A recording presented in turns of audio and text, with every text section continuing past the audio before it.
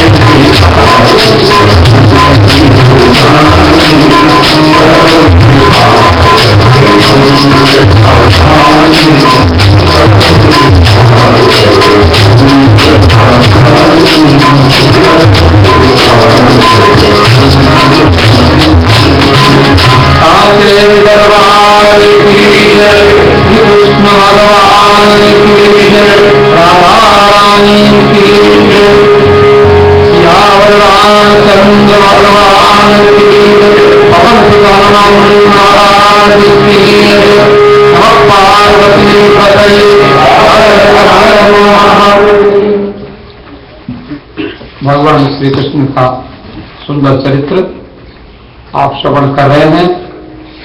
और कल को जन्माष्टमी का पर्व है। भगवान अष्टमी के दिन प्रकट होते हैं।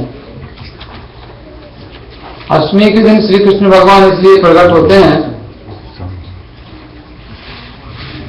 कि जो 8 का जो अंक है ना, 8 का पहाड़ आप लोग पढ़ते हैं। 8 को जब मल्टीप्लाई करते हैं 1 से, फिर 2 से, फिर 3 से, फिर 4 से, 5 से, 10 तक कैसे करते हैं ना, तो जरा करके देखो। 8 एकम 8 और फिर 8 दूनी 16 8 होता है। और जब मल्टीप्लाई करके 2 से मल्टीप्लाई करते हैं 16 होता है। तो 16 में 1 और 6 को जोड़ो तो 7 होता है। और 8 जब 3 को मल्टीप्लाई करेंगे 8 की 24, तो 24 में 2 और 4 को जोड़ो तो 6 होता है। पहले 8 था, फिर 7 हुआ, फिर 6 हुआ, फिर 4 से मल्टीप्लाई करो 832, 3 और 2 को जोड़ो तो 5 होता है। कम और एक एक करके घटता। 8 था, फिर 7 हुआ, फिर 6 हुआ, फिर 5 हुआ। अब देखो 8 बजे 40 जोड़ो, 40 में 4 और 0, एक और काम होगा। देखो हो रहा है कि नहीं। 8 से 48, 6 में 6 से मल्टीप्लाई करो, 48 में 4 और 8 को जोड़ो 12, 1 और 2 3 हो गए। कहाँ 8 से 3 आ गया। हम मल्टीप्लाई करते जा रहे हैं 1 2 3 4 5 और वो दूसरी आता चला जा। तो हम जन्माष्टमी हम लोग देखते भगवान अष्टमी के दिन आते हैं। अरे तुलसीदास जी ने लिखा, तुलसीदास जी कहते हैं बड़ा अच्छा दोहा लिखा मैंने पढ़ा। तुलसी ये संसार है यथार्थ को अंत, तुलसी यह संसार है यथार्थ को अंत, भटक भटकात है यथार्थ।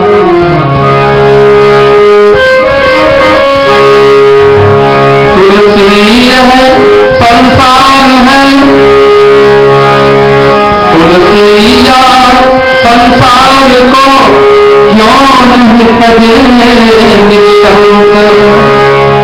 घटत घटत घट जात है यथा आठ को अनंत। ये संसार की बात बताई। आप लोग अपना बहुत जरूरी काम छोड़कर, आज शुक्रवार का दिन है, आज कल को भगवान का जन्मदिन है, कल को भगवान प्रकट होंगे, अष्टमी है, आप इतना आवश्यक काम छोड़कर आप यहाँ बैठे हैं। उसका कारण क्या है? तुलसीदास जी ने कहा कि तुलसी, ये जो संसार है, तुलसी यह संसार को क्यों नहीं तजे निशंक। निशंक माने बिना संदेह के, बिना संकोच के, बिना देर किए संसार से अपना मन हटाओ। नहीं तो क्या होगा? जैसे समुद्र में नाव चलती है, तो समुद्र में नाव चलती है तो बड़ी बढ़िया चलती है, और कहीं समुद्र नाव में आने लगता है तो मुश्किल हो जाती है। नाव बेचारी कैसे समुद्र को सहन करेगी?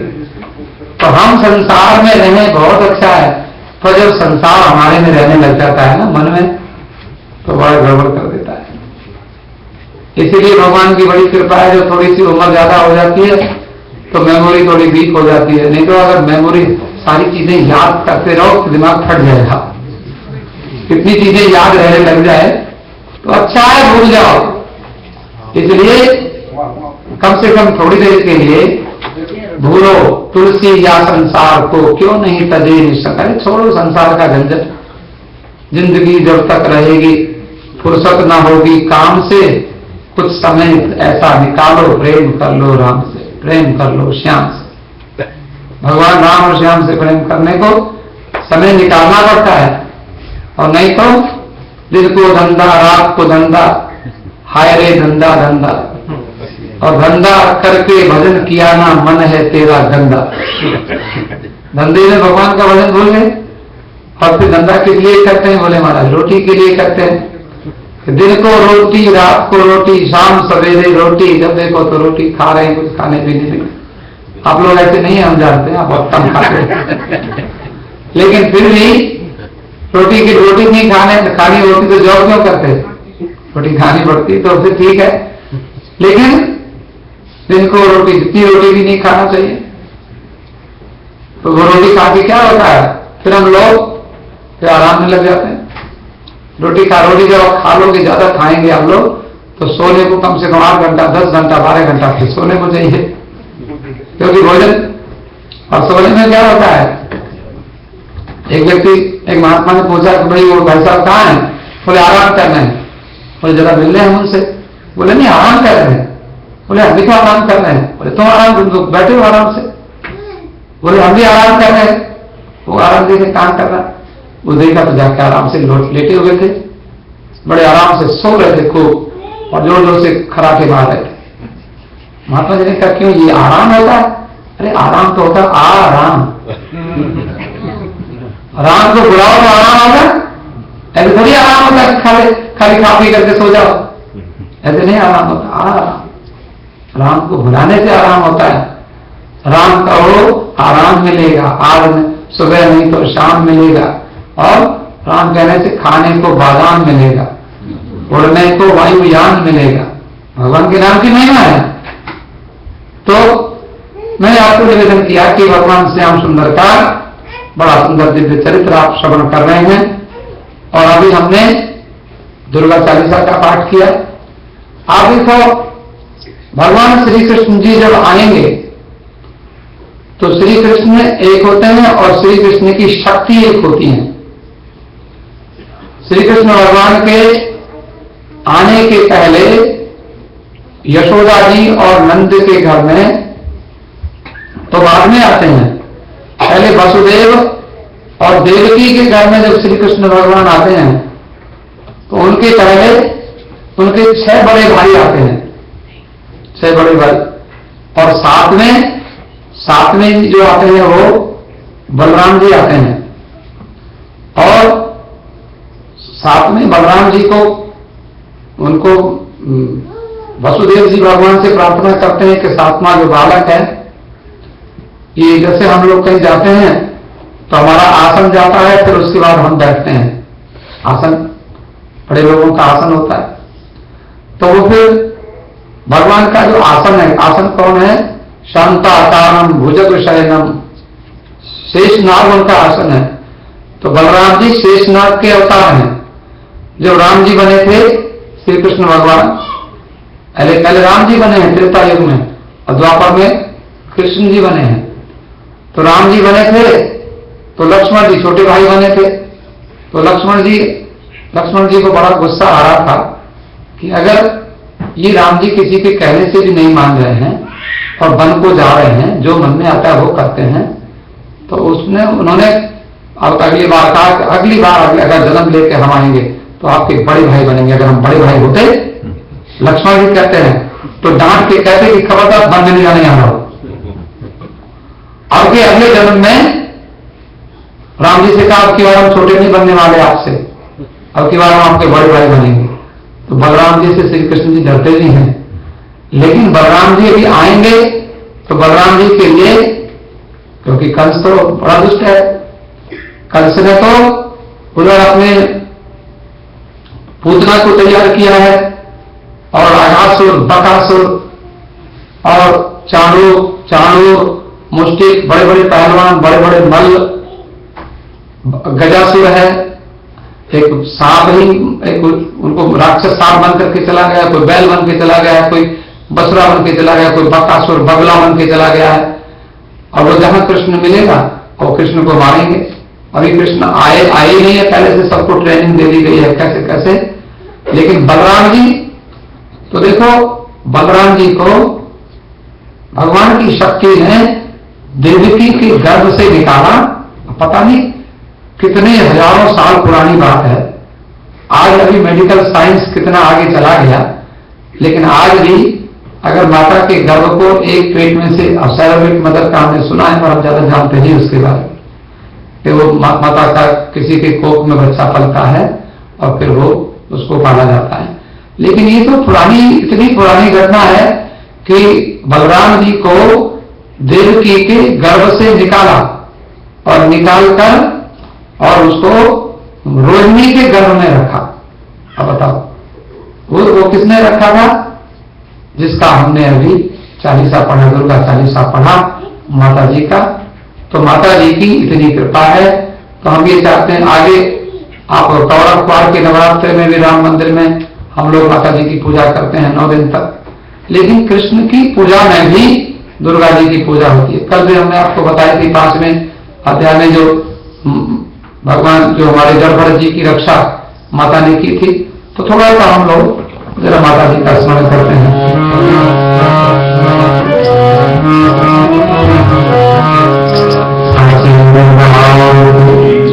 शक्ति में भगवान की जो शक्ति है, उसने शक्ति को बुलाया था, दुर्गा को बुलाया, महामाया को बुलाया कि तुम आओ और बलराम जी को देवकी के माता जी के पेट से निकालो और रोहिणी के पेट में ले जाकर रखो।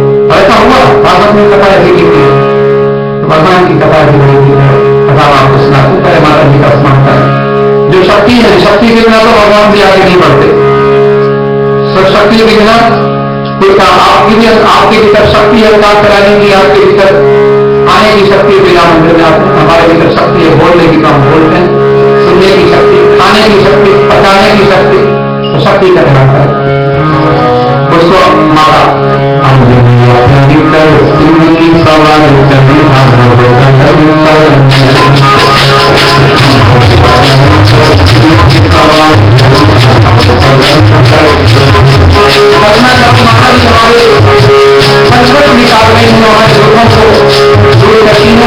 हमारे दुश्मनों को बाहर का नहीं है, हमारा मन हमारी दुनिया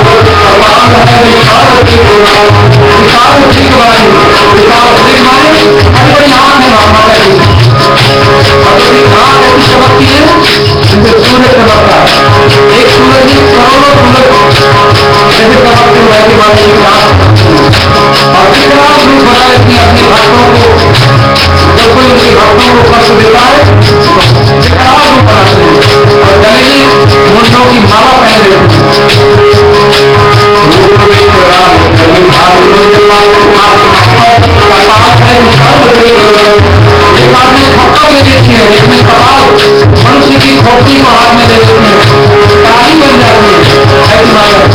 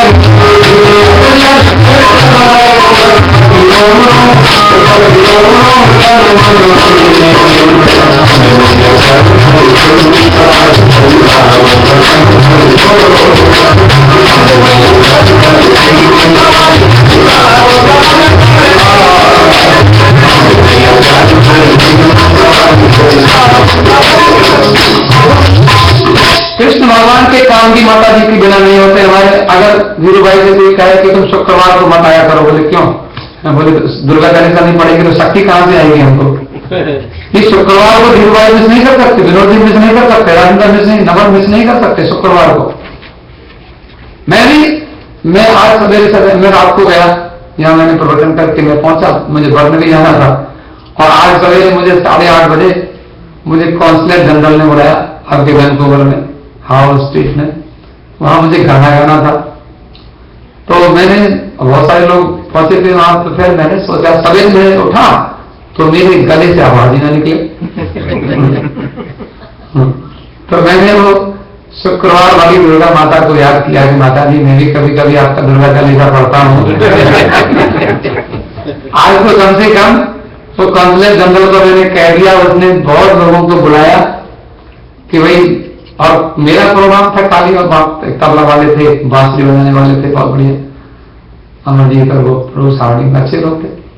तो लेकिन मैंने देखा कि वहां बिल्कुल मैं काउंसिलेट ऑफिस तक पहुंच गया तो भी गला लगता है बिल्कुल आप तो गाएंगे नहीं। मैंने क्या करें, अब कोई मेरे पास तो कोई टैबलेट भी नहीं। मैं क्या करूं?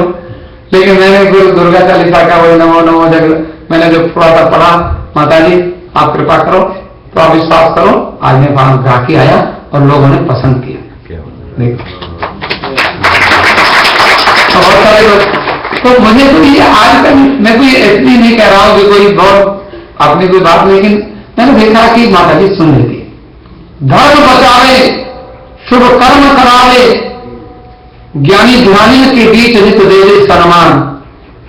बड़े बड़े ज्ञानियों के बीच में आप बैठ जाओ तो आपको सम्मान देने वाली कौन है? वही माता जी। और धर्म बचावे शुभ, कहते हैं शुभ कर्म करावे, जग माया से छुड़ावे, माया झंझट से छुड़ा देती है माता जी। मैंने कहा ना, आप कीर्तन करते हो तो कीर्तन का उल्टा करो, नर्तकी माया है, नचाती है हमको काम क्रोध लोभ मोह में, हम नाचते हैं। लेकिन माता जी जब हम कीर्तन करते हैं तो नर्तकी का उल्टा होता है कीर्तन करने से माया बेचारी डर के भाग जाती है। कीर्तन करने वालों को माया थोड़ी लगती है। भगवान शुक्रवार को मंगलवार को जो कीर्तन करते हैं उनके पास भी माया नहीं आती। जग माया से छुड़ावे, करे ज्ञान भक्ति दान, और बड़ गायन करावे। जिसको गाना नहीं आता उसको गाना गवा देंगे, ये उसकी महिमा है। और सिर छत्र बढ़ावे, बड़ी कुर्सी पर बिठा दे। आप कहते हो आपको जॉब नहीं है, आपको ऑफिसर बना सकती है वो माता जी, आपको बहुत बढ़िया से बढ़िया जॉब दे सकते हैं। आके देखो, एक बार नियम बनाओ कि कम से कम 16 शुक्रवार जरूर आना है राम मंदिर में, फिर देखो कम से कम दुर्गा चालीसा पढ़ो, 16 शुक्रवार नियम बना के आओ, बैठो, कथा सुनो। तो ये ऐसा मैंने तो अनुभव किया। और सारी दुनिया से न्यारी करे सदा रखवारी, और रहती कहां है वो? बसी रोम रोम तन मन में, वो कहीं बाहर नहीं रहती हैं, आपके रोम रोम में बसी हुई हैं। आप उनको अलग समझ लीजिए, लेकिन आप लोग बहुत अच्छे हैं, आप उनको अलग नहीं समझते।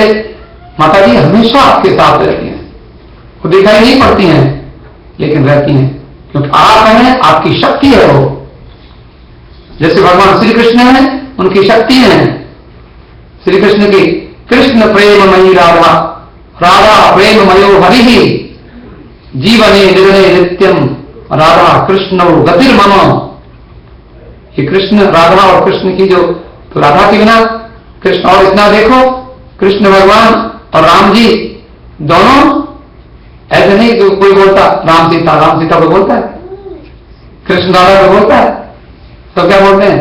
राधा कृष्ण भगवान की ऐसे बोलते, कृष्ण राधा भगवान की ऐसे को बोलता, अच्छा नहीं लगता है बोलने में। पहले राधा का नाम लेते हैं, और ऐसे सियावर राम सीताराम जी महाराज की, सीताराम भगवान, सीताराम बोलते हैं, सीताराम कही, राम सीताराम से थोड़ी करते हैं। मतलब शक्ति तो शक्ति के बिना है क्या? इसलिए मैंने आपको थोड़ी सी बात बताई। अभी हम 2-4 बातें और कह करके, आपका बड़ा बहुमूल्य समय है, आपका बड़ा कीमती समय है।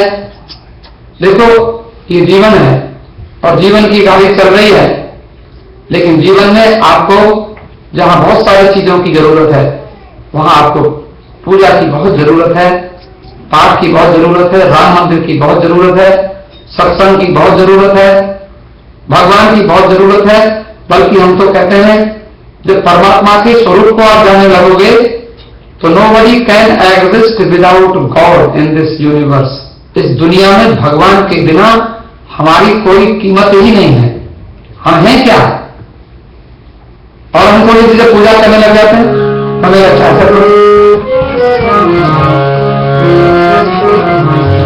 मुझे कौन पूछता था तेरी बंदगी के पहले,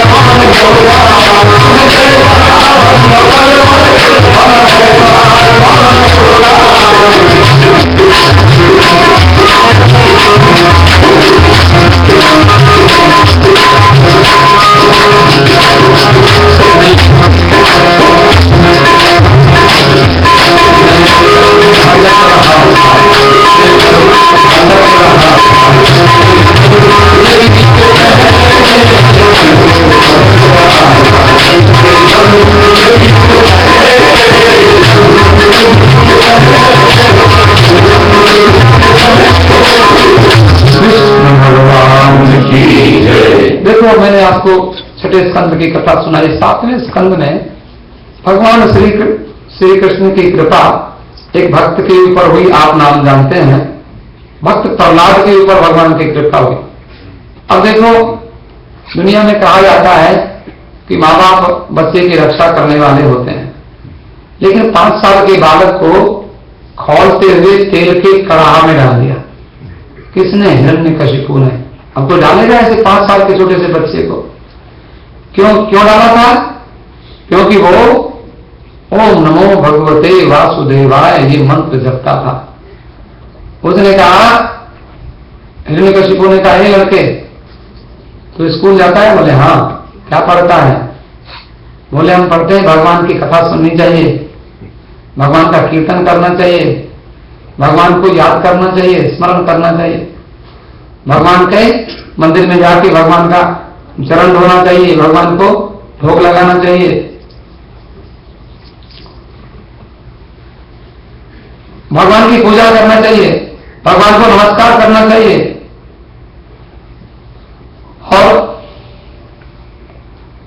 श्रवण कीर्तन स्मरण पाठ सेवन अर्चन वंदन, ये जो 9 प्रकार की भक्तियां हैं, सख्य आत्मनिवेदन, दास से सख्य आत्मनिवेदन, 9 प्रकार की भक्ति। अपने को भगवान का सेवक समझना चाहिए और भगवान को अपना मित्र बनाना चाहिए और भगवान से साफ साफ कहना चाहिए। देखो, आप मंदिर आते हो और मंदिर आके अगर आपने कई बार ऐसा होता है, कई लोग कहते हैं महाराज this is my first chance in the temple, I never went in any temple, कभी हम किसी मंदिर में गए नहीं, because we think that there is no need for temple. हम समझते हैं क्या जरूरत पड़ी है, जब कभी देखा जाएगा, जब तक हमें कोई परेशानी प्रॉब्लम आई नहीं तब तक, वो तो इधर करके थोड़ी सी प्रॉब्लम आ गई तब हमें आना पड़ गया। कभी कभी प्रॉब्लम आ जाती है तो मंदिर में हम लोगों को आना पड़ता। आप लोग मंदिर नहीं आते कोई बात नहीं, लेकिन आज आ गए हैं, बोले आ तो गए हैं लेकिन हमें कुछ आता तो नहीं, हम क्या करेंगे आके? हमें कुछ भी नहीं आता है। आपको मालूम है, अगर कुछ भी नहीं आता है तो भगवान से यही बोल दो कि भगवान आ तो गए हैं पर हमें कुछ आता नहीं है।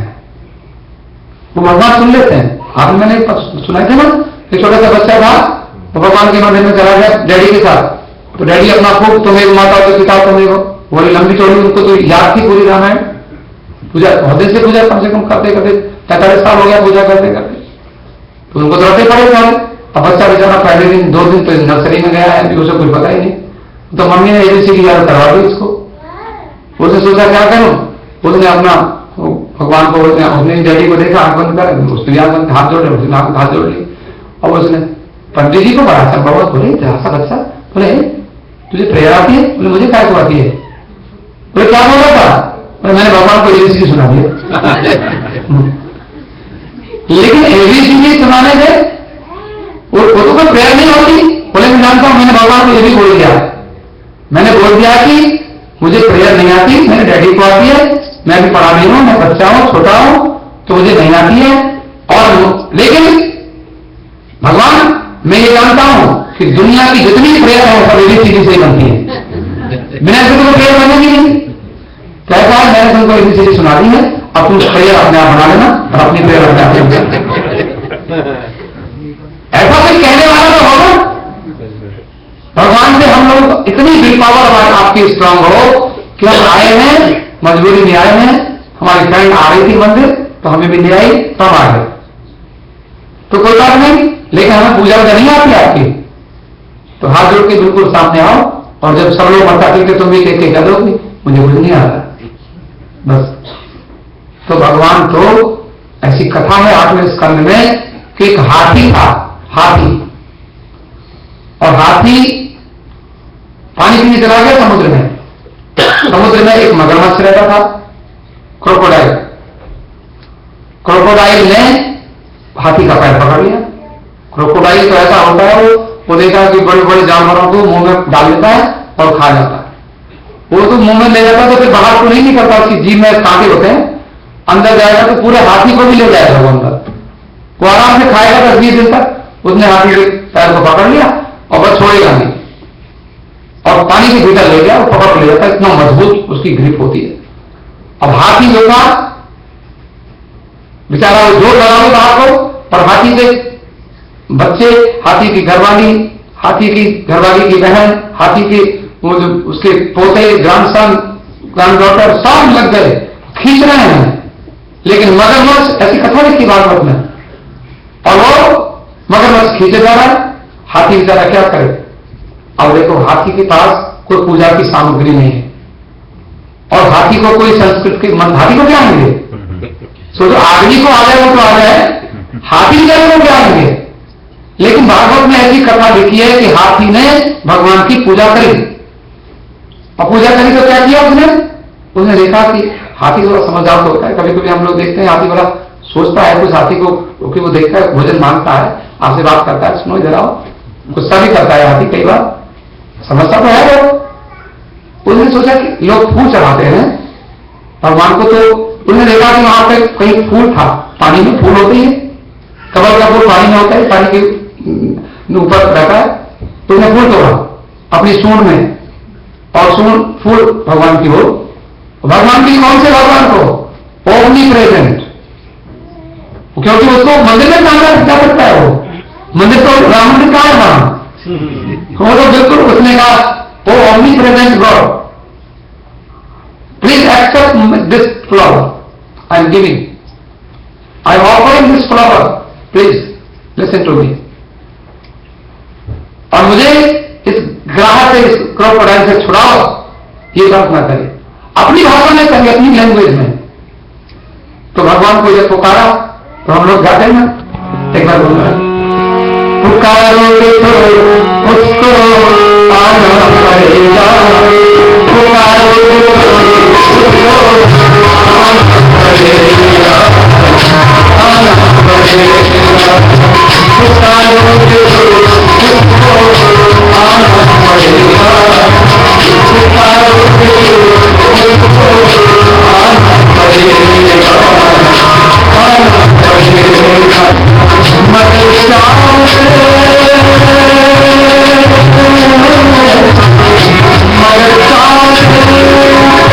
नम्र भाव से ही तुमको सुनाना पड़ेगा, मगर चाव से नम्र भाव से ही तुमको सुनाना पड़ेगा,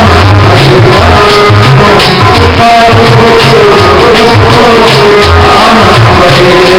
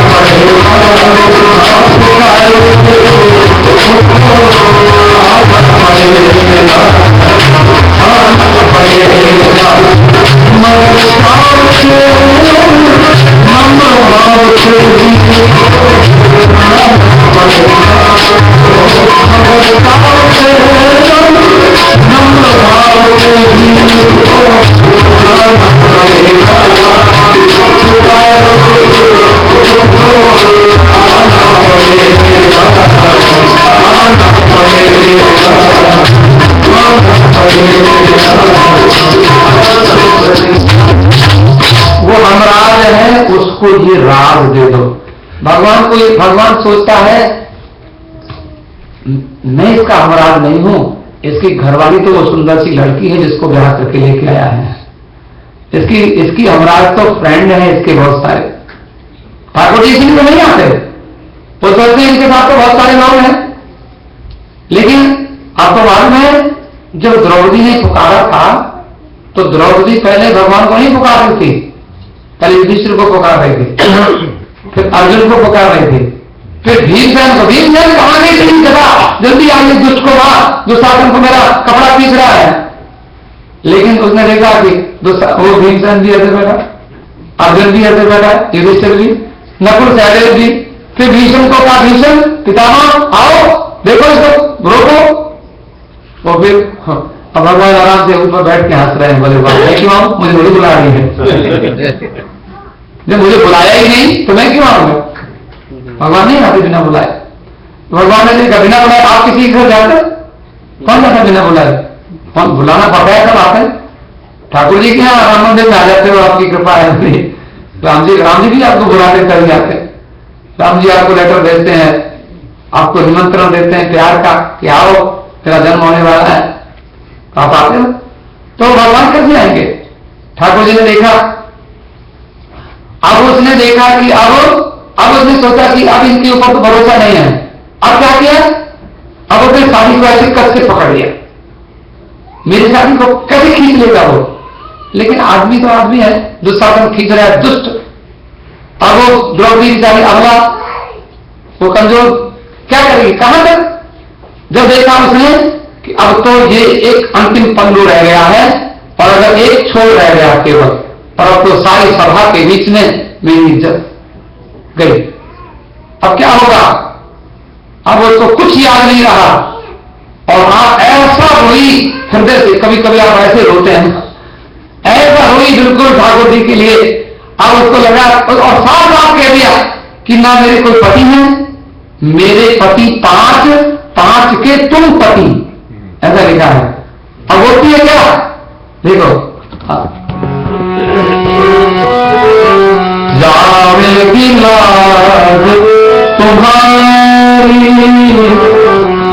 नाथ मेरा कहाँ बिगड़े हो, जावेगी लाज तुम्हारी। बोले मैं आपका नाम ले रही हूं और आपका नाम लेकर के मेरी बेइज्जती होगी तो मेरी क्या होगी, आपकी होगी। बदनामी होगी तो आपकी होगी। क्या आपके भक्त का ये हाल हुआ, आपको भजन करने वाले आपका नाम लेना छोड़ देंगे, लोग भजन करना छोड़ देंगे यदि ऐसा हो जाएगा तो। मेरे पति 5 के तुम पति, लेकिन कहते हैं हे नाथ तब आओगे तो क्या आओगे, जब देखोगे द्रौपदी उघारी। आ जाना उस समय जब द्रौपदी बिल्कुल नग्न हो जाएगी, निर्वस्त्र हो जाएगी, उस समय आ जाना। और ऐसा कह करके रो रही है, ऐसा रोई। अब उसको सब भूल गई, भूल करके जो अपने हाथ से पकड़ा हुआ ना वो भी छोड़ दिया, क्योंकि अब तो छोड़ मैं कुछ कर नहीं सकती। और 100% सरेंडर हो गई भगवान को। और उसी समय देखा एक क्षण की, एक मूवमेंट की बात है कि उसी समय वो मूवमेंट पे पहचान ले, वो उसी समय साड़ी के इतना ढेर लग गया, वो खींच रहा अलग लगता था बहुत। अब खींच गई, अब समाप्त हो गई, लेकिन खींचा इतना खींचा कि 2-4 दिन 10 दिन 20 दिन तक खींचता रहा, लेकिन साड़ी के ढेर लग गए, लेकिन वो द्रौपदी नग्न नहीं हुई। साड़ी भी नारी है कि नारी भी साड़ी है, साड़ी है कि नारी है कि नारी है कि साड़ी, ये कहां से आ रही है। असलमा लोग देख रहे हैं, तमाशा देखने वालों की भीड़ लग गई, वो खींच रहे हैं, और खींचने वाले नौकर लगा लिए, खींचते जाओ, कब तक खींचेगी। लेकिन वहां भगवान ने कहा खींचते जाओ, कोई चिंता नहीं, यहाँ करनी नहीं है। देखो भगवान क्या करनी है। ठाकुर जी के यहाँ आप यहाँ शुक्रवार को आते हैं, मंगलवार को आते हैं, लंगर लगता है। ये राम जी का लंगर खत्म होने वाला है क्या, हाँ ये चल रहा है। वो तो जैसे भगवान की कृपा हो जाती है ना, वो चल जाता है, खत्म नहीं होने वाला कभी भी। तो वो हमराज है, उसको ये राज दे दो।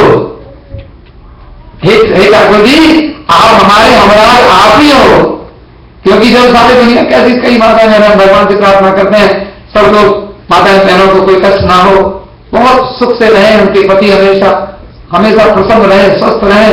लेकिन कभी कदाचित हम लोग ऐसा सुनते हैं कान से किसी माता का पति बेचारी का छोड़ के चला गया, क्या करे।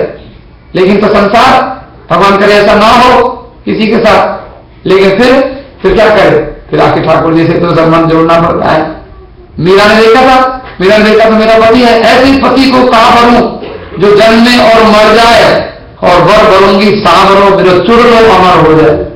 भगवान को पुकारा, तो मैंने आपको कहा था कि वो गजराज ने भगवान को पुकारा, और भगवान को पुकारा तो भगवान दौड़ कर गए। देखो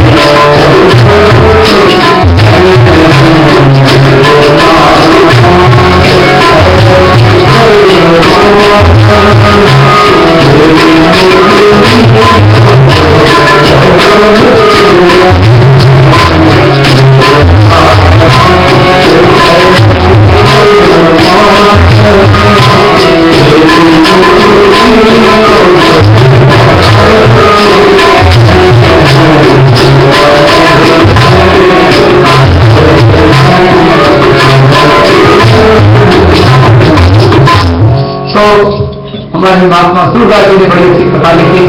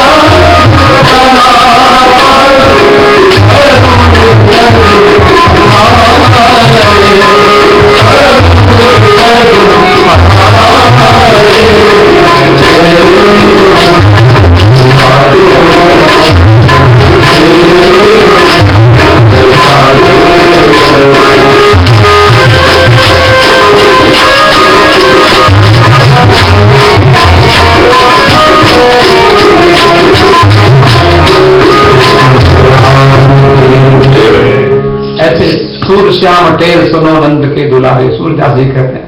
तो कहते हैं गजराज की पुकार सुनी और भगवान ने शंख उठाया, चक्र लिया, गदा लिया, पद्म लिया और क्या किया, गरुड़ जी को बुलाया।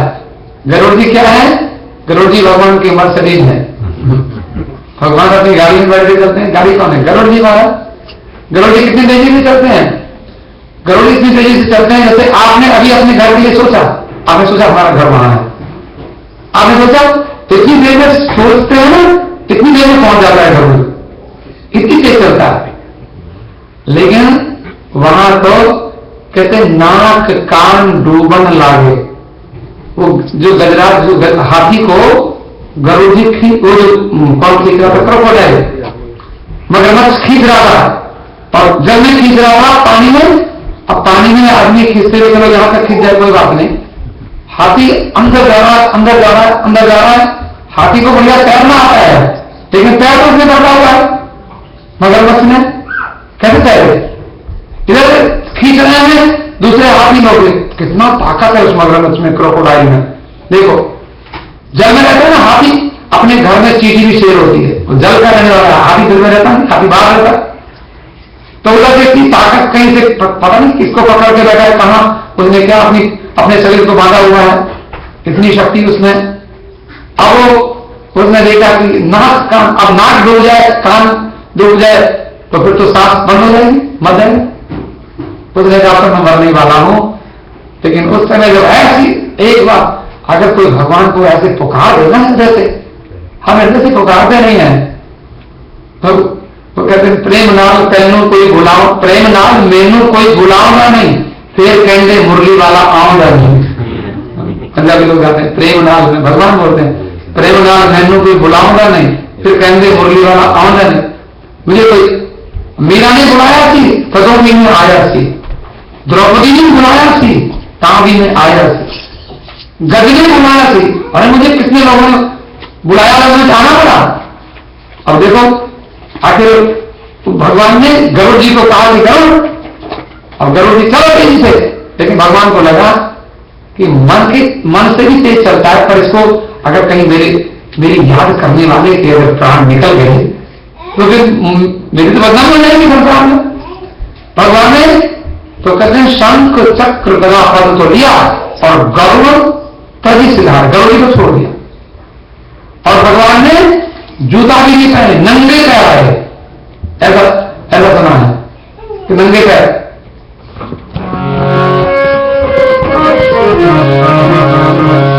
गर्मियों में आभा लड़े जल भीतर, जल में चल आया, गर्मियों में आभा लड़े जल भीतर, जल में चल आया, गर्मियों में आभा लड़े जल भीतर, जल में चल आया, गर्मियों में आभा लड़े जल भीतर, जल में चल आया।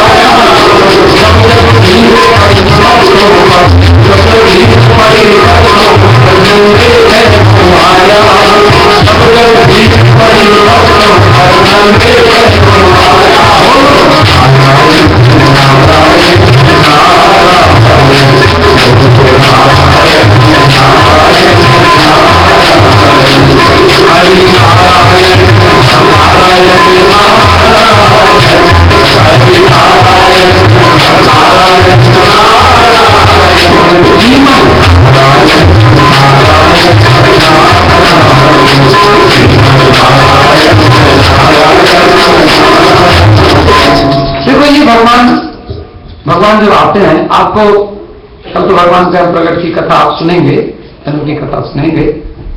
भगवान के बारे में कहा जाता है कि भगवान ने 16,108 विवाह किए, 16,108 इतने ब्याह। आपको पता नहीं हो कृष्ण की वाइफ कितनी है? 16,108 इतनी वाइफ है। लेकिन हमने भागवत पढ़ी, उसमें साफ लिखा है, गर्भ संहिता में लिखा है, सारी शादियों की कथा लिखी है। एक मैं आपको कथा सुनाऊं, सब पता है कि कौन कौन रानी का क्या नाम है, सब लिखा हुआ है इतनी।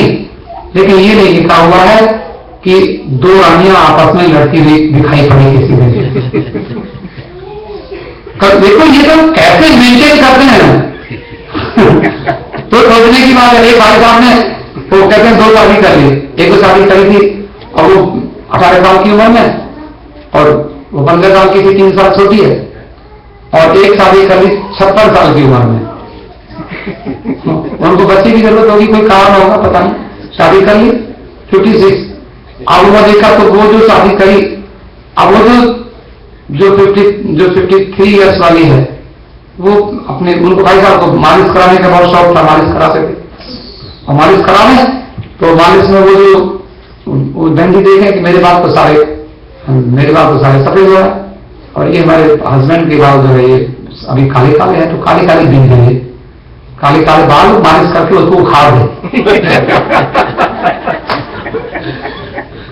और वो जो जवान जो थी उसको लगता था मेरे पति के बाल काले होने के, वो सफेद सफेद उखाड़ दे। तो थोड़े दिन में बिल्कुल गड्ढा कर दिया दोनों का ऐसा मतभेद हो जाता है। तो दोनों फिर उन्होंने भाई साहब ने कहा लोगों को कि भैया कोई 2 शादी मत करना, क्योंकि देखो मेरा देखो उठा लो, एक ने सफेद उतार दी, एक ने काले उतार दी, गंदे हो गए, कोई बाल नहीं छोड़ा। ये 2, लेकिन यहां 16 और 108 है, और वो कैसे सभी लोग कहते हैं भगवान है। नारद जी को लोगों ने भ्रम में डाल दिया कि तुम कहां जा रहे हो, बोले कृष्ण के पास जा रहे हो, बोले कृष्ण कौन है, बोले भगवान, कृष्ण तो भगवान स्वयं भगवान है, वो बोले भगवान है, बोले तो महात्मा जी तुमको क्या होगा, वो कृष्ण भगवान, वो ग्वाला है, नंद का अवतार है, भगवान नहीं हो सकता है, बोले भगवान नहीं कि नहीं। अच्छा, तो उन्होंने कहा चलो ठीक है। भगवान ने क्या किया, नारद जी ने क्या किया, नारद जी उनके घर में पहुंच गए, और घर में पहुंचे और उन्होंने जाकर देखा तो रुक्मिणी के घर में गए। भगवान की जो घरवालियां हैं कई 8 तो उनकी मेन पट्ट रानी जिनको बोलते हैं, 8 तो पट्ट रानी है, बाकी और है। तो 8 पट्ट रानियों में एक रुक्मिणी सबसे पहली है, रुक्मिणी का सबसे पहले विवाह हुआ था। तो रुक्मिणी के पास गए, तो भगवान रुक्मिणी के पास जब घर में, रुक्मिणी भगवान है तुम्हारे घर में, बोले हाँ है। क्या कर रहे, बोले देखो पूजा कर रहे हैं। नारद जी देखा हाँ, माला लेके पूजा कर रहे हैं, जप कर रहे हैं। भगवान जप करते हैं, शंकर भगवान के बहुत भक्त हैं कृष्ण जी, शिव जी को जल चढ़ाते हैं, पूजा करें। बोले हाँ चलो ठीक है, चलो दूसरी के घर में चलते हैं। भगवान ने दूसरी के घर में जो रुक्मिणी है और कालिंदी है, और भगवान ने जो उनकी जो 8 पट्ट रानियों के एक घर में भगवान गए। नारद जी गए, दूसरे घर में गए, बोले भगवान है, बोले हाँ है। क्या कर रहे हैं, बोले देखो सूर्य भगवान को जल दे रहे हैं, वहां देखो सूर्य को जल दे रहे हैं। तीसरे घर में गए तो बोले भगवान है, बोले हाँ है। क्या कर रहे हैं, हवन कर रहे हैं, वहां हवन कर रहे हैं। चौथे घर में गए तो वहां क्या कर रहे हैं, वहां दान कर रहे हैं, गौ दान कर रहे हैं। नारद जी ने कहा सबके घरों में, और वहां पर नारद जी ने सबसे फिर एकांत में जाके सब लोगों से एक प्रश्न किया। बोले आप लोगों को कोई कष्ट है, तुम कृष्ण भगवान को हम डांटेंगे, कोई परेशानी, कोई तुमको कोई शिकायत है कृष्ण से? तो सारी 16,108 कहती है हमको एक शिकायत है। क्या शिकायत है? सबकी सबने एक बात कही कि ये 24 घंटे, रुक्मिणी कहती है कि 24 घंटे मेरे ही घर में रहते हैं, सत्यभामा के घर में कहीं जाते ही नहीं है। सत्यभामा से पूछा कि तुमको कोई शिकायत है, वो कहती वो मुझे यही शिकायत है कि 24 घंटे मेरे ही घर में रहते हैं। अब आप सोचो कि भगवान एक भगवान होकर के वो इतने घरों में कैसे रह सकते हैं। तो आपको हम हमारे सिख लोग जो गाते हैं, शरीर में बहुत हैं, उसमें सबे घट राम बोले, राम बिना को बोले। आप देखो ये कोई 16,108 की बात नहीं। एक महात्मा तो कहते हैं हमारे शरीर में 16,108 नाड़ियां हैं। एक महात्मा ने ऐसा अर्थ किया, वो नाड़ी होती है, नाड़ी माने पत्नी को नाड़ी भी बोलते हैं। तो शरीर में 16,108 नाड़ी है, और वो नाड़ियों की जो पति है, नाड़ियों में जो नाड़ियों को उनको चलाने वाले, कभी कभार क्योंकि ब्रेन की नाड़ी है, आंख की नाड़ी है, नाक की नाड़ी है, दांतों की नाड़ी है, अलग ही है ना। तो उसको जो जला देते हैं तो दांत में दर्द बंद हो जाता है, कौन सा वो करते हैं आपके रूट कैनाल जो करते हैं, नाड़ी है ना। ऐसे 16,108 नाड़ियां हैं शरीर की, वो बोले वो इसलिए उन नाड़ियों के मालिक हैं, ऐसा समझ लो। लेकिन मान लो ये कथा तो गलत नहीं हो सकती कि भगवान सबके घर में।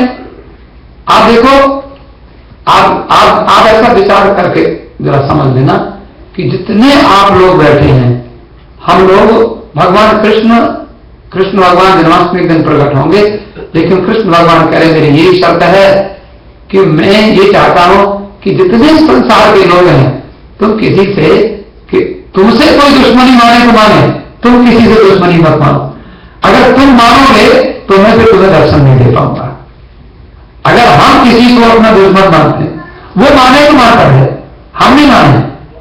अगर कोई मान भी लिया तो कृष्ण जन्माष्टमी के दिन प्रेम से उसको मक्खन खिलाओ, ऐसा लो मक्खन खाओ, तुम साल भर से हमसे बोल रहे थे आज मक्खन खा लो, आज बड़े से मिश्री खा लो, क्योंकि हमने ये भागवत का सारांश आपको बता रहा हूं।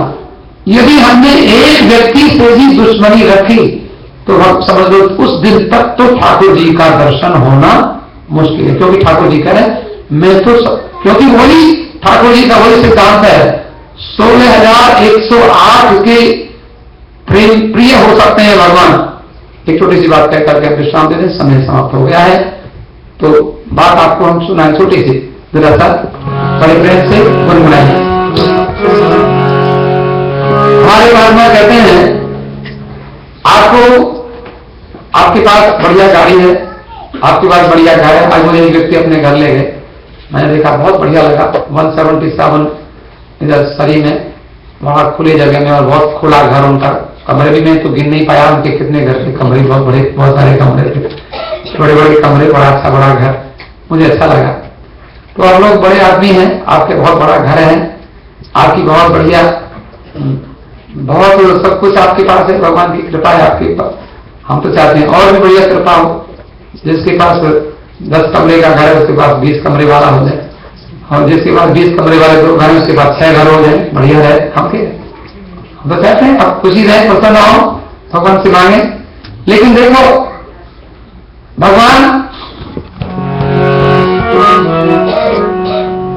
घर कितने बना लेना, लेकिन ये घर समझना कि उसका अभिमान मत करना, क्योंकि घर ठाकुर जी का हमारा नहीं है, ठाकुर जी का घर है, भगवान का। उसमें घर नॉर्थ ईस्ट में भगवान को जरूर बिठाना, जैसे राम मंदिर में नॉर्थ ईस्ट में भोले बाबा बैठे, इधर राम जी बैठे, परिवार है, नॉर्थ ईस्ट कॉर्नर जो होता है उसमें भगवान को बिठा, अगर हो सके तो ऐसा रख ले।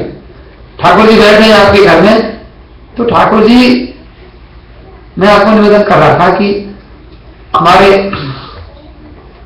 एक आदमी ने अभिमान किया, अभिमान की कथा, अभिमान की यात्रा सुनाते हैं। धरती ने अभिमान किया सबसे मैं बड़ी हूं, मैं सबसे मैं ही हूं बड़ी। धरती को लगा है मेरे द्वारा कौन हो सकता है, लेकिन शेर तो सभा से मिल जाता है। तो सिंधु बोला तू तो मेरे एक कोने में पड़े। सागर, सागर तो बहुत बड़ा है ना, धरती तो थोड़ी सी है। अब अभिमान सागर का हो गया, मैं बोल रहा हूं। एक महात्मा जी हैं, उनका नाम है अगस्त जी। एक पक्षी के अंडे समुद्र में बह गए, तो पक्षी ने अगस्त जी महात्मा के पास जाकर कहा, अगस्त बाबा, अगस्त जी वही हैं जिन्होंने भगवान श्री राम जी अगस्त के पास गए थे, उन्होंने उनको एक बहुत अच्छा कवच दिया था, और शंकर भगवान की स्थापना अगस्त जी ने कराई थी राम जी से, रामेश्वरम की स्थापना रामेश्वरम में। तो वो अगस्त जी महात्मा के पास चिड़िया पहुंच गई, मेरे अंडे वो समुद्र में छिपा दिए, वो देता नहीं है। महात्मा ने कहा कोई बात नहीं, मैं दिलवाता हूं। महात्मा गए और जाकर ऐसे किया, केशवाय नमः, नारायणाय नमः, 3 बार में सारे सागर को पी गए। अब खुश हो सकते हैं, ऐसे महात्मा हो सकते हैं। और अगस्त जी का जन्म कहां से हुआ था, उनका नाम है कुंभज, घड़े से पैदा हुए थे, एक घड़े में से पैदा हुए थे, कुंभज ऋषि नाम है उनका, और पी गए सागर को। महात्मा की ऐसी कथा होती है बड़ी विचित्र की, भगवान की कृपा से सागर पी गए। तो समुद्र, तो धरती ने अभिमान कीना सबसे मैं ही हूं बड़ी, तो सुनकर ये समुद्र बोला तू तो मेरे एक कोने में पड़ी। और जब सागर को लेकर, तो सब सागर से तब अगस्त बोले, अरे अभिमान क्यों तूने किया, तुझको तो बस 2 ही चुल्लू वैसा मैंने पी लिया। और अब जब अभिमान किसको, अगस्त को हुआ? तो आकाश कहता है, सुनकर ये सब गगन बोला, क्यों हो मुनिवर भटकते, अरे अनगणित तारों के संग तुम उड़ में मेरे लटकते। अगस्त नाम तक तारा है। बोले तुम तो करोड़ों तारे हैं, एक तुम भी हो, जरा से तारे हो, तुम अभिमान करते हो।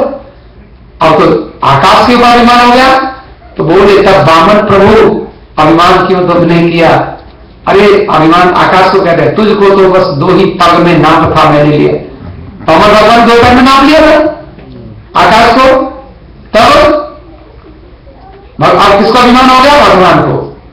धरती से अभिमान सागर पर गया, सागर से अगस्त पर गया, अगस्त से आकाश पर गया, और आकाश से वामन भगवान पर अभिमान गया। तो भक्त कहता है, प्रभु अभिमान आपका व्यर्थ है। क्यों? क्योंकि आपसे सब कुछ कराने में तो भक्त समर्थ है। आपको खंबे से प्रकट किया तो प्रहलाद भक्त ने प्रकट किया, आपको ध्रुव ने बुलाया, आपको मीरा ने बुलाया, तो भक्त इसलिए क्या है? भक्त नहीं होंगे तो भगवान का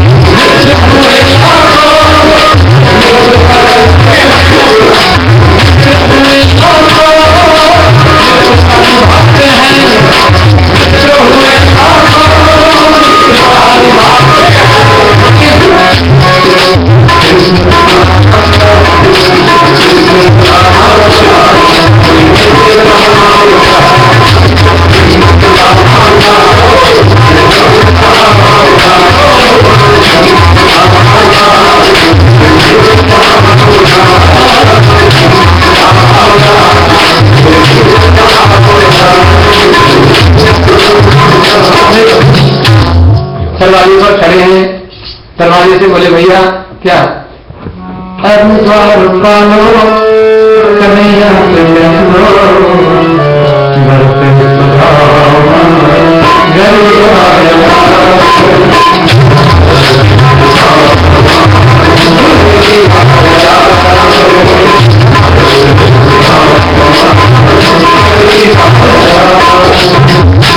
मेरे भगवान के कहते हैं, सुदामा जी बेचारे गरीब ब्राह्मण थे, उनकी पत्नी का नाम था सुशीला।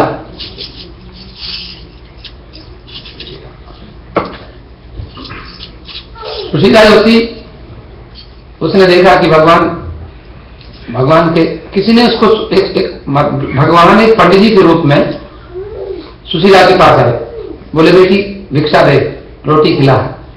तो बोले बाबा जी मेरे घर में रोटी नहीं है और मेरे पति भिक्षा मांगने गए हैं और मेरे पति को भिक्षा कोई देता नहीं है। अभी क्योंकि सब लोग जानते हैं गरीब को कोई देता नहीं है। गुरु नानक जी, उनके 2 चेले थे, बाला मर्दाना। तो उन्होंने रात को कहा, अरे बाला, अरे मर्दाना बेटा तकिया लाओ। और बाला कहता क्यों मर्दाना, बाबा तकिया मांग रहा है। तकिया कहां से लाऊं यहाँ जंगल में। तो उसने कहा, तो मर्दाना कहता है सुन, तो नहीं जानता बाबा को तकिया क्या चाहिए पता है? 2 ईंट उठा के लिया कहीं से, ईंट महात्मा लोग मैंने कहा ईंट का तकिया बना देते हैं, ईंट थोड़ा मिलना चाहिए, थोड़ा ऊंचा हो जाएगा सिर, और क्या है, ईंट को लेकर के और थोड़ा सा हम कपड़ा लपेट देंगे, उसके ऊपर तकिया बन जाएगा। बोले बात तो ठीक कहता है। अब उन्होंने कहा चल एक ईंट तू लाना, एक मैं ले आऊंगा, उठा करके और ये किया है। तो बाबा जी कहते क्यों ले आए तकिया? बोले हाँ महाराज ये। बोले मुझे मालूम मैं ईंट लाओगे, ठीक है अच्छा है, लेकिन किसी गरीब को तो नहीं, गरीब की घर से तो नहीं लाया है। देखा कि क्यों बोला ना कहां से लाए थे हम लोग? बोले महाराज आमिर कोई लाने देगा क्या? आमिर कोई ईंट उठाने देगा? मैं जानता हूं गरीब को कोई, आपके पास अगर मर्सिडीज गाड़ी है, आप गाड़ी किसी दिन मांगो आपको 20 गाड़ी देने वाले हो जाएंगे, लेकिन आपके घर में कोई 15 साल से आपने गाड़ी कभी चलाई नहीं, आपको कोई कार देगा मांगने पर? भगवान करे आपको भेज दे। लेकिन जिसके पास कार नहीं है उसको कार देने वाले बहुत कम लोग होते हैं। सच्चाई यही है। सुदामा को वो कहती है बाबा मेरा पति भिक्षा मांगे, 5 दिन में हमने खाई थी कल रोटी, वो करिए ऐसी कथा पड़े, 5 दिन में कल मेरे बच्चों ने रोटी खाई थी, पानी पीकर किस तरह से प्राण नहीं निकले मेरे बच्चों के। 5 दिन तक तो बच्चे सहन करना जान गए हैं, 5 दिन तक पानी पी के काम चल जाता है। अब आज भिक्षा मांगने का तो मिलने वाली है उनको, 5 दिन के बाद तो कल मिली थी, अब कल मिल गई तो मुझे तो नहीं मालूम है 4 दिन तक उसको भिक्षा मिलेगी, लेकिन जाता रोज है मांगने के लिए, और तो कुछ उसको आता नहीं है। वेद बहुत बड़ा है, शास्त्र बहुत बड़ा है, लेकिन सरस्वती का लक्ष्मी का विरोध है। अब वो महात्मा जी कोई नहीं थे, भगवान ही थे। भगवान ही भिक्षा मांगने आए थे। भगवान ने कहा तुझे मालूम है इसका एक दोस्त रहता है और बहुत अमीर है, और वो इसके साथ पढ़ता था, इसका क्लास में, और उसके बाद भेज दे इसको, और इतना दयालु है कि वो ये जाएगा वो सब दे देगा। उसने कहा अच्छा तुम्हें आज आम में भेजती हूं, मैं ढूंढती हूं, और दौड़ के गई, सुनो टिंकू के पापा कहां हो? पता नहीं उसका भी नाम रहा होगा, जो भी बुरा इधर आओ, अरे चलो, वो क्या बड़ी मुश्किल से तो मिला, मिलते छोड़ो रिक्शा। बोले क्या तुम्हारा दोस्त रहता है द्वारका में कोई है ना? हाँ चले जाओ। अब उसने कहा कि क्या नाम है इसका? बोले उसका नाम कृष्ण है। ओ ठीक याद है, कृष्ण मेरा दोस्त था। अब वो सुशीला को पसंद नहीं लग गया। सुदामा देखो कहता पता दोस्ती कैसे होंगी, कैसे लोग हम स्कूल में गए थे, पहले दिन हमारा एडमिशन होने वाला था। अब एडमिशन, लेकिन वो पहले दिन आया था, मेरा तो एडमिशन चल रहा था, तो मैं स्कूल में पढ़ के जा रहा था। अचानक क्या हुआ कि मेरे कांटे में बेल का एक कांटा लग गया पैर में। तो ब्राह्मण बोलने का तो बड़ा ताकतवर होता है, बोलने में तो कितना ही बोल वालों से जोर जोर से चिल्ला के बोलेगा, लेकिन जरा सा कांटा लग जाएगा तो फिर बोलने लगेगा। बहुत कमजोर होता है पंडित। एक कांटा जरा सा रो रहा था, आंखों में आंसू इतने भर के, भगवान ने रथ रोक लिया। ये पंडित जी क्या हुआ? पल पैर में कांटा लग गया। बोले जरा सा कांटा लग गया तो उसके लिए रो रहे हो इतने?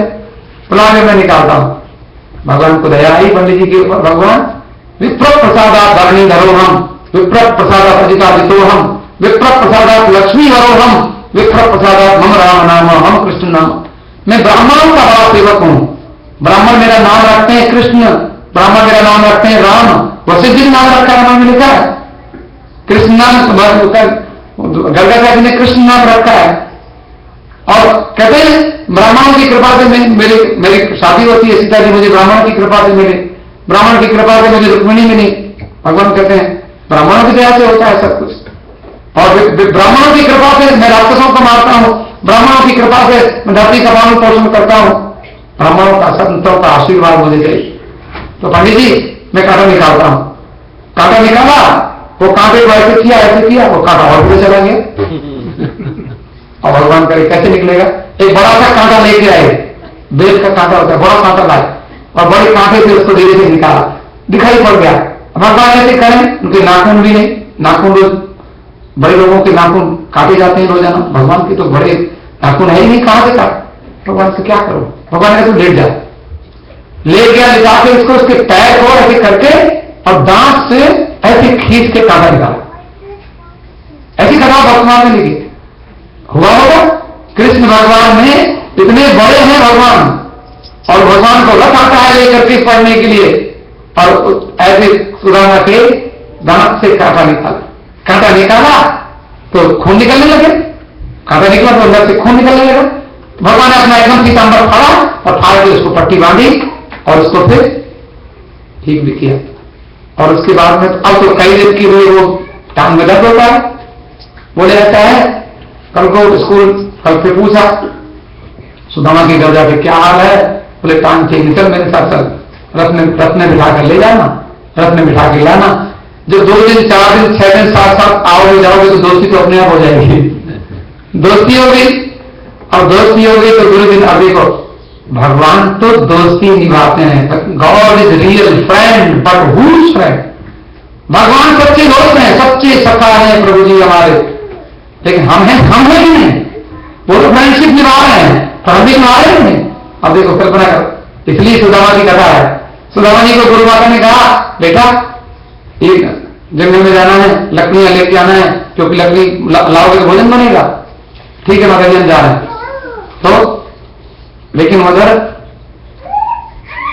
वहां ऐसी हमने कथा सुनी है कि कृष्ण भगवान और सुदामा जी पढ़ रहे थे, तो पढ़ते पढ़ते सुदामा जी से गुरु जी ने सवाल पूछा और गुरु जी के सवाल का उत्तर सुदामा जी नहीं दे पाए। पाठ जो पूछा भूल गए।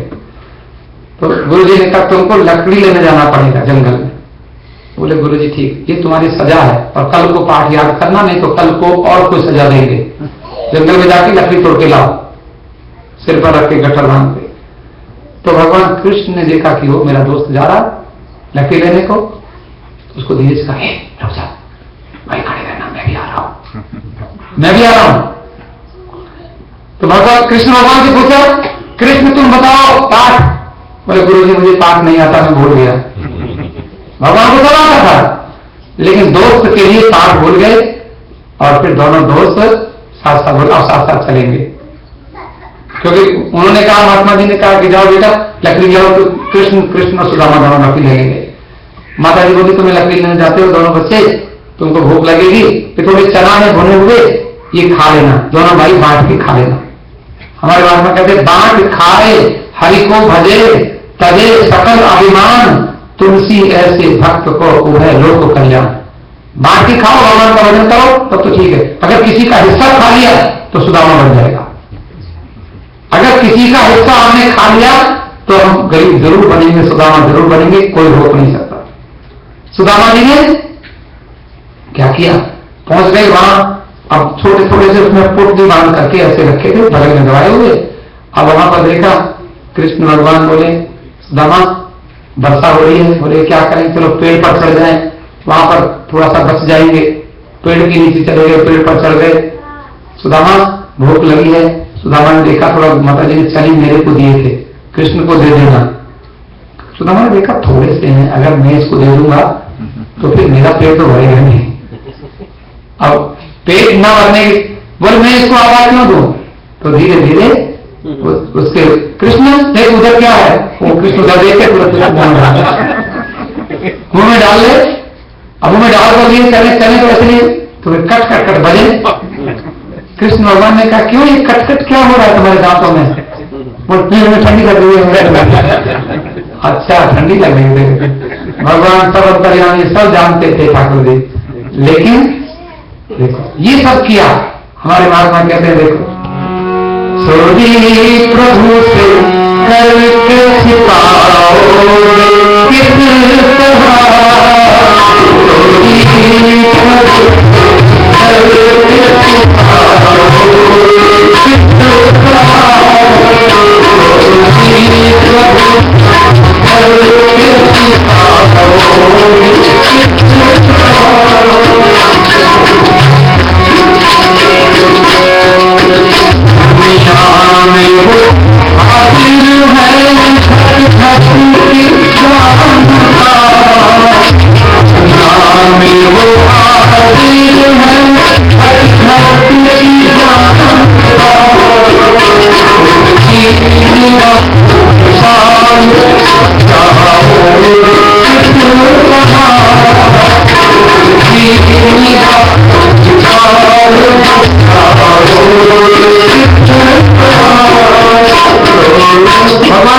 में करके छिपा सकता है क्या? भगवान ने कहा भैया सुदामा, अब तुझे तो गुरु से, कहते हैं गुरु से कपट, मित्र से चोरी, या हो निर्धन या हो कोरी। शरीर में कोर हो जाएगा या तो गरीब हो जाएगा, ऐसा कभी ना हो, भगवान करे। गुरु से कपट नहीं करो और मित्र से चोरी ना करो। तो क्या हुआ, अब वहां पर बेचारा इतना सुशीला ने कहा, एक पंडित जी आए थे और वो बता गए थे कृष्ण का नाम। बोले ठीक है, मैंने उनकी थोड़ी कथा सुना दी तुमको कि देखो सुशीला ऐसे हमारे दोस्त थे वो, अब मैं उनके पास जा रहा हूं। लेकिन बूढ़े सुदामा बेचारे गरीब, अब उनके पास कुछ है भी नहीं, तो उन्होंने कहा कि मैं उनको क्या लेके जाऊं। अब देखो गरीब है, लेकिन कुछ भगवान, कभी किसी के ब्राह्मण के पास जाओ, मंदिर जाओ तो खाली हाथ मत जाओ, कुछ फल लेके जाओ, कुछ लेके जाओ, फूल लेके जाओ, और नहीं तो बढ़िया मन लेके जाओ। सुमन माने सुंदर मन लेके जाओ, सुमन माने फूल, सुंदर मन। तो फिर सुदामा ने कहा, तो उसने किसी पावसन से थोड़े चावल ला के दिए, बांधे और ले गए। लेकिन सुदामा को थोड़ी करे, बेचारे कमजोर आदमी, इतने दिन इतना भोजन ठीक से मिलता नहीं, तो गिर पड़ा तो नींद आ गई। नींद आ गई तो भगवान ने गरुड़ जी को कहा, देखो ये मेरे पास आ रहा है, ऐसा करो इसको पता नहीं चलना चाहिए और इसको अपने ऊपर बिठाओ और हमारी दरवाजे पर लाके छोड़ देना। और वहां गरुड़ जी महाराज गए और भगवान की कृपा से दरवाजे पर आ गए। दरवाजे पर द्वारपाल खड़े हुए हैं, उनसे पूछा भैया ये कृष्ण का यही है, ये कौन सी पुरी है? द्वारका है। बोले द्वारका है, मैं बड़ी जल्दी आ गया, भगवान ने पहुंचाया। बोले मैं तो, मेरी सुशीला तो कहती थी बहुत दूर है, ये तो बहुत जल्दी में आ गए। लेकिन आगे भैया वो कृष्ण बोले तो आपका नाम क्या है? तो मेरा नाम है सुदामा। तो आप उनको जानते हैं? बोले हमारा दोस्त है।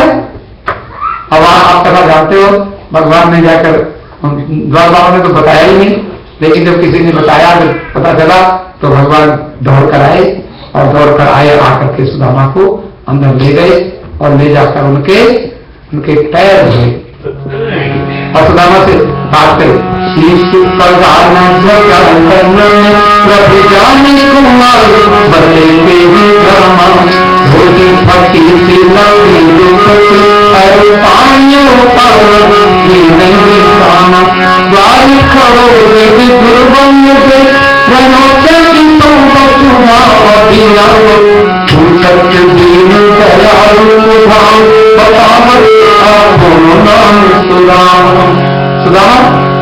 सुदामा, अरे सुदामा आया है, दौड़ के आए और भगवान आकर सुदामा को ले गए।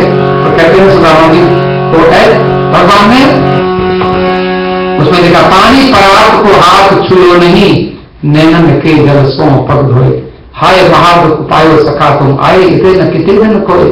कहते हैं तुम, अरे तो इतने आंखों से आंसू निकले भगवान के कि वो बेचारा थका हुआ था। अब देखो हमारे महात्मा लोग कहते हैं जब जटायु जब सीता जी के बचाने में रावण ने तलवार मारी थी तो घायल हो गया था, तो भगवान राम की आंखों से आंसू निकलना चाहते थे। मेरी पत्नी के लिए ये पक्षी हो गए थे, पर इतना लड़ा कि ये इतना घायल हो गया, आंखों में से आंसू निकल रहे थे, लेकिन ठाकुर जी ने आंसू निकलने नहीं दिए, क्योंकि किसी के घाव में अगर नमक का पानी, आंसू अगर गिर जाएंगे तो वो उसमें दर्द करेंगे। जले पर अगर नमक लगा दो, कटे पर नमक लगा दो तो जलता है, नमक का पानी होता है आंखों में। तो उसने कहा, भगवान ने आंसू रोक लिए। लेकिन आज सुदामा के बोले थका हुआ आया है और इसके लिए नमक का पानी अगर डालेंगे तो इसकी थकान दूर हो जाएगी। अगर थका हुआ हो तो नमक का पानी थोड़ा सा लगाओ तो भगवान थकान दूर कर देते। तो ठाकुर जी ने ऐसा किया, थोड़ा सा मुमरा के विश्राम दे आती है। क्या है देखो पहली बार सुदामा के प्रभु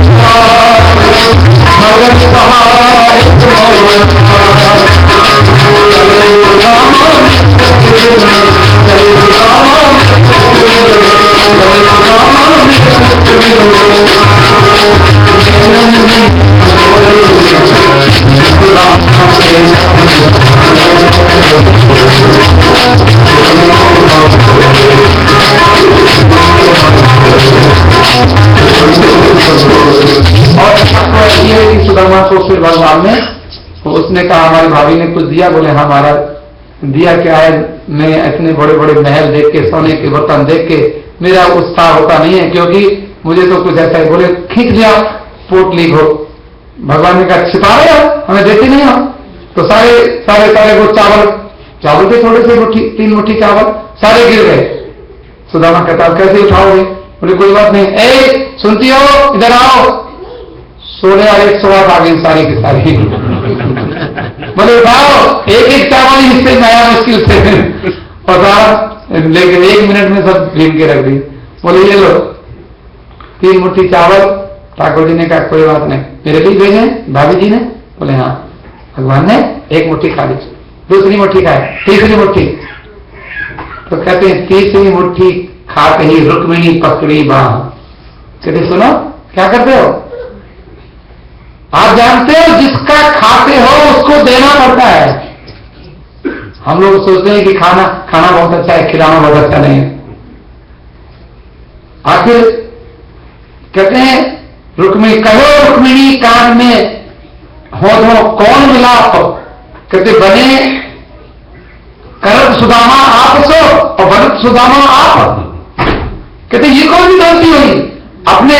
आप अपने को सुदामा को अपने जैसा करने जा रहे हो और अपने सुदामा बनने जा रहे हो। 3 मुट्ठी का मतलब है तीनों लोगों पर आप इसको मिलते हो। कम से कम हमारे को भी कुछ रहने दो। तो देखा तो सुदामा जी, जब सुदामा ने कहा अच्छा भैया हम जाएं? बोले जाओ। सुदामा ने कहा देखो मेरी घरवाली ने जबरदस्ती भेज दिया तो कुछ नहीं। भगवान जब देता है तो छप्पर फाड़ के देता है, लेता है तो चमड़ी उधेड़ लेता है। और देता हुआ दिखाई नहीं पड़ता है। भगवान जब देखा तो घर में जब गए तो सुदामा मंदिर देख डरे, यहाँ रहो मेरे तुलसी को बिरवा, और यहाँ तो हाथी घोड़ा खड़े। सुदामा मंदिर देख डरे। बोली भैया सुदामा क्या करता था? बोले ये है सामने। बोले उसकी घरवाली कहाँ है? वो खड़ी है ना, बढ़िया साड़ी पहने, सोने की थाली लेकर के। वो कहती मेरा पति आने वाला है, मैं उनकी आरती करूंगी। सुदामा कहता है तुम्हारा पति पता नहीं कौन होगा, मैं तो जानता नहीं। तो उन्होंने कहा नहीं आप मेरे पति हो। वो कहते तुम ना देवी देखो, तुम पति बताओ, तुम देखो अपने पति को छूना, मैं किसी दूसरी स्त्री को छूता नहीं हूं, और कृपा करके माफ कर दो मुझे, मैं तुम्हारा। अरे महाराज सुदामा अपनी पत्नी को पहचान नहीं रहा है, और उससे ऐसी क्योंकि थाली हाथ में जगमग जगमग, उसमें हीरे मोती और कितना सोने की थाली है, उसमें मणियां लगी हुई हैं। तो ठाकुर जी ने सुदामा को कितना धन दिया। आप सोचो, तो जो भक्त नहीं होंगे भगवान कहाँ होगा? तो हुए मित्र हुए लाखों, मित्रता निभाते हैं, तो कृष्ण सुदामा साथ मित्र कहाँ होगा?